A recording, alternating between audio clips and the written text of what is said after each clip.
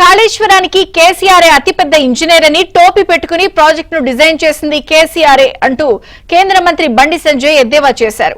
Kaleshwaram project వైఫల్యానికి BRS ప్రభుత్వానిదే బాధ్యత అన్నారు. ప్రాజెక్టు వైఫల్యానికి బాధ్యులైన వారిపై చర్యలు తీసుకోవడంలో కాంగ్రెస్ విఫలమైందని బండి సంజయ్ విమర్శించారు. డిజైన్ చేసింది ఆ ప్రభుత్వమే.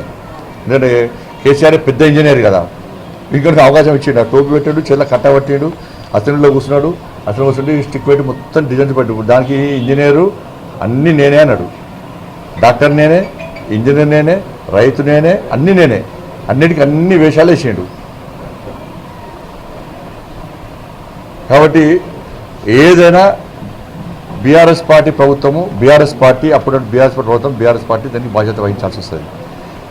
దాంతో కాంగ్రెస్ పార్టీ ప్రభుత్వం విచారణ చేస్తుందంటే విచారణ ఏది అంటే సిబిఐ అంటది. సిబిఐకి నివేదిక తయారు చేస్తారు, అది కూడా చక్కగా తయారు చేయరు. ఎందుకంటే రాష్ట్ర ముఖ్యమంత్రి బీఆర్ఎస్ పార్టీతో కుమ్మక్కాడు. ఇద్దరు కలిసి ఇలా రాజకీయాలు, తెలంగాణ రాష్ట్రంలో రాజకీయాలు చేస్తున్నారు. పైకి కొట్లాడినట్టు చేస్తారు, లోపల మాత్రం వీళ్ళు కలిసి రాజకీయం